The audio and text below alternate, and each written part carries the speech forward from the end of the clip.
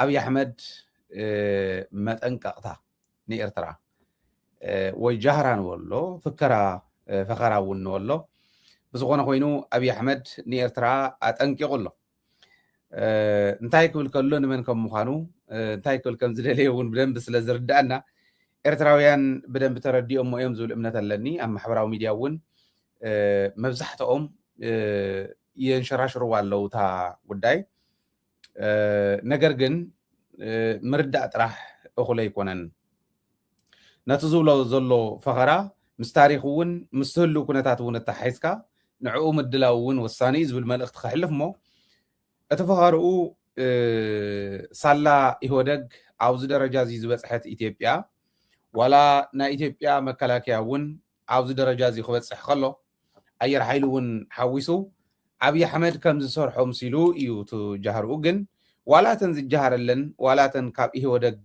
زتركبن انت هنا بعقبابو مزلعوني كألن نجر جن يرترا قوموكر إيلوا نقدميت كترامر زي تغل معوالغ تمس زي تغل أو old fashioned أبناي كدم بزا أرقه أتحساس وازلا مس إثيوبيا هو دادري تبل أب جهرانا فكران زلا زعينة تجيرو يقاليس واتن قالاتو قال بقال بعرف أمتن كله خنريين مو انت عايزبل زلو زود دزيز بل دم خنريينا إرتراويان عاوزيو لايف تكتاتلنا انت هاليهم نالباش حساباتكم كتقلص توليهم آتيهم ون بدمسي بكومنت ون كتقلص توليهم تجهرا زلمدنا يي تفخرا زلمدنا يي ولا نحنا ون ولا إرتراويان ون نجر جن تلمد إيل كاسق الكاز قدف كم زي كونه نفتنا يتسعى عمت ناي أير حيلي نخبر علنا إلى متمال زقربونا ون كن كدينا مجمر يا جن تجهروا انتهي تبل تفخرا تامت أنك تزبلنا يا كم يجري قريب وازبل رايا يمتستو قوماتشو يكراتشو ወደፊት መራመድ የምትቸገሩ ሱ30 JC10 ወይም ከዚያ ያለፉ ቴክኖሎጂዎች ሲጠሩ ይሄ ደግሞ ምንድነው ብላችሁ ግራ የሚገባችሁ አሁንም ሚግ 21 ላይ ያላችሁ ሀገራት ደጋግማችሁ እንድታስቡ የሚያስፈልገው ኢትዮጵያ ትናንትና ላይ የቆመች ሀገር አይደለችም። ኢትዮጵያ ነገን ለመዋጀት አበክራ የምትሰራ ሀገር ናት። የማንንም አትፈልግም። የራሷን በየዋህነት በተላላ ባጭር ጊዜ ድል አሳልፋ አትሰጥም። የተሰጠ ካለም ማወራረዷን አትተውም። بدم بسمعكم ياهم هاي مالت مخانو مستقدم حزز ولا زنبرنا تحاسكم رعيو نالباش عرينا من انتان كنردعا عرينا من انتان كنتنتنا اسكي كداكم لكم حتى ارسل زخونت بزح غزيت ودي يكونت የምትስቱ ቆማችሁ የቀራችሁ ወደፊት መራመድ የምትቸገሩ ሱ30 JC10 ወይም ከዚያ ያለፉ ቴክኖሎጂዎች ሲጠሩ ይሄ ደግሞ ምንድነው ብላችሁ ግራ የሚገባችሁ አሁንም ሚግ 21 ላይ ያላችሁ ሀገራት ደጋግማችሁ እንድታስቡ የሚያስፈልገው ኢትዮጵያ ትናንትና ላይ የቆመች ሀገር አይደለችም። ኢትዮጵያ ነገን ለመዋጀት አበክራ የምትሰራ ሀገር ናት። የማንንም አትፈልግም። የራሷን በየዋህነት በተላላ ባጭር ጊዜ ድል አሳልፋ አትሰጥም። የተሰጠ ካለም ማወራረዷን እዚ ሕዚ አብይ አሕመድ ዝብሎ ዘሎ እተን አየራት እውን እንተኾነ እቲ ቴክኖሎጂ እውን እንተኾነ እቲ ኢኮኖሚ እውን እንተኾነ ካብ ዘመነ ኢህወደግ ንቁልቁል ወሲድዎ እምበር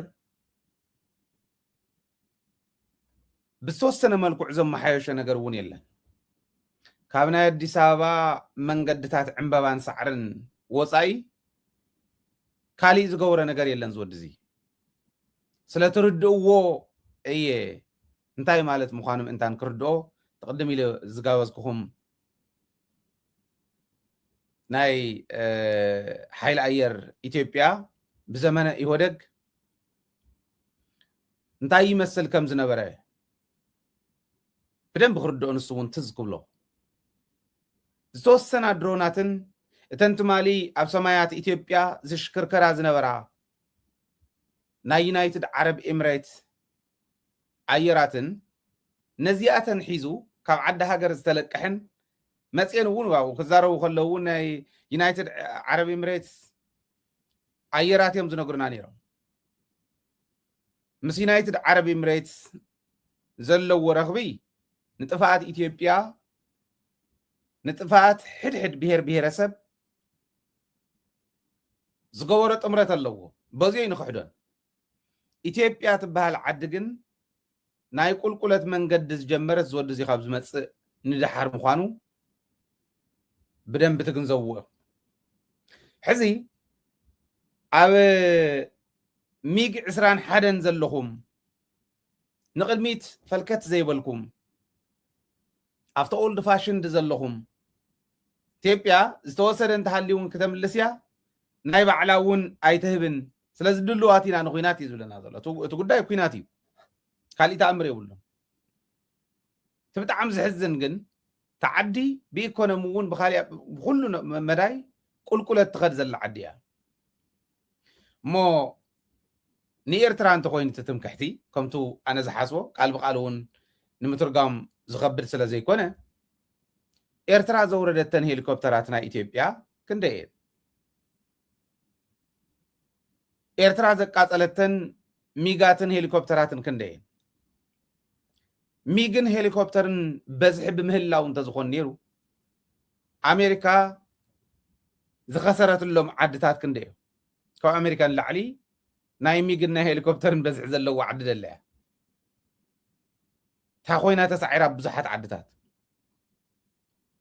ካብ ኣፍጋኒስታን እታ ኮይና ወፅያ እዚኣቶም ክርዳእ ዝኽእል ሰብ ኣይኮነን ግን እንታይ ዝገብር ዘሎ እንተልኩም ብሓፂሩ ንምግላፅ ትጃሃራ ከመይ ገይሮም እዮም ክዳለውሉ ኤርትራውያን ዝብል ባዕሎም ይግለፅዎ እንታይ ይብል ኣሎ ዝወዲ መን እዩ ዝወዲ እንታይ ከይ ዝብል ዘሎ ዝብል ግን ንምርኣዩ ኮፒ እዩ ኣሜሪካ ኣብ ቀረባ እዋን ናይ ሚሊተሪ ኦፕሬሽን ኣካይዳ ተን ሄሊኮፕተራት ኣብ ቬኔዙዌላ ከይደን 150 ሄሊኮፕተር እንታይ ከም ዝገበራ ርኢና እየን ከምዚ ዓይነት ምርኢታት ዘርእያ ዘለዋ ዓድታት እኒዋ ዓበይቲ ዓድታት ኮፒ ፔስት እዩ ኣብ ዝሓለፈ እውን ናይ ሚሊተሪ ካፓቢሊቲያ ካፓሲቲያ ተርኢ ዝነበረት ህንዲ ነይራ ነዚአን ኮፒ ዝገብር ዘሎ ብርግፅ መበል 9 ዓመት ናይ ኢትዮጵያ ኣየር ሓይሊ ኣኒቨርሰሪ እዮም ዘኽብሩ ነይሮም ንሱ ክንመፆ ኢና ንወይኑ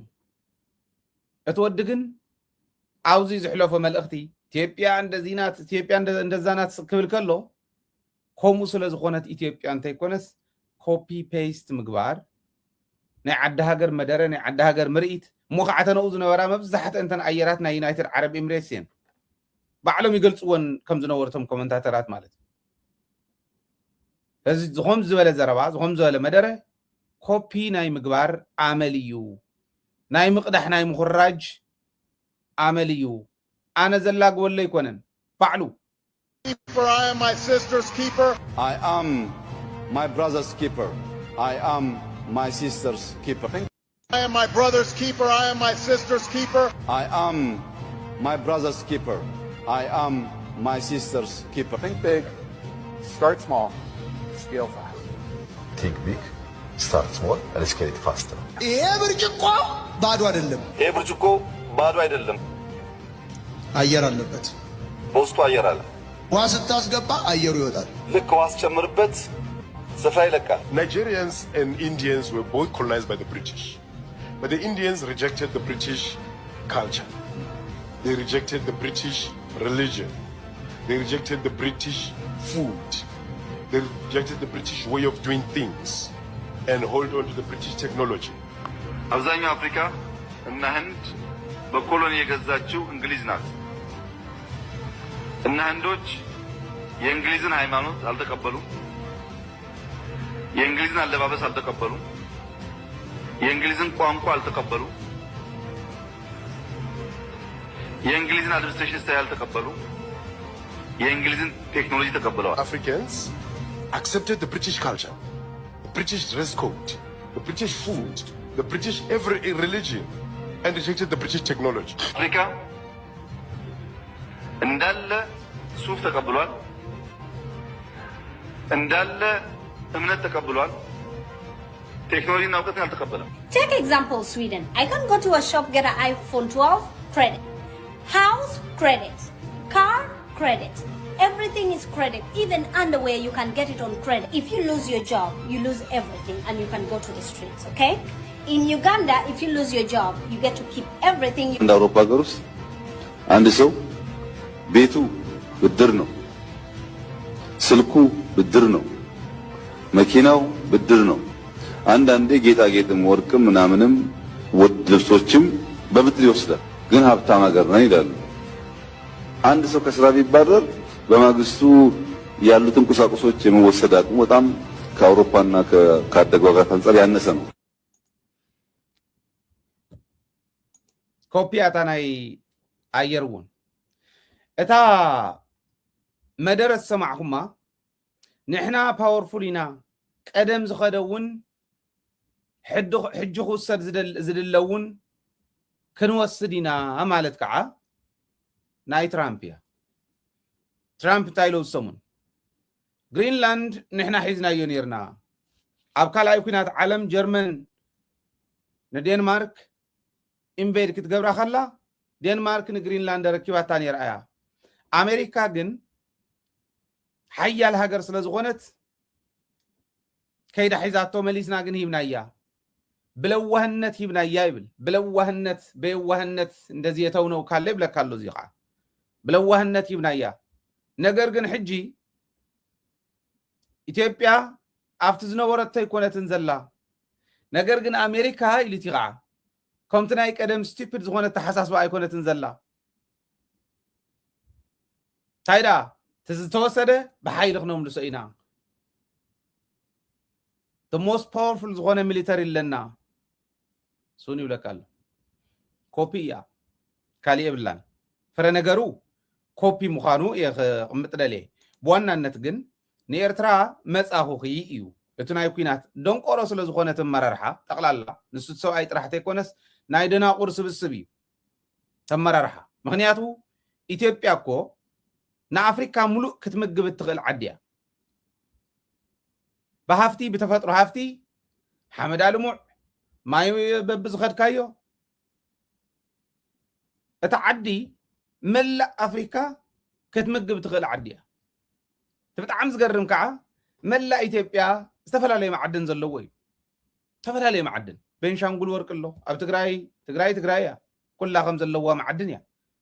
ኣምሓራ ማዕድን ኣሎ፣ ኣብ ኦሮምያ እኒሄ፣ ኣብ ሶማሌ ኣሎ፣ ኣብ ዓፋር እኒሄ፣ ፖታሽ ወሎ ጨው ኣሎ። ኢትዮጵያ ዘለዋ ሪሶርስ ኣማዕቢላ በልፂጋ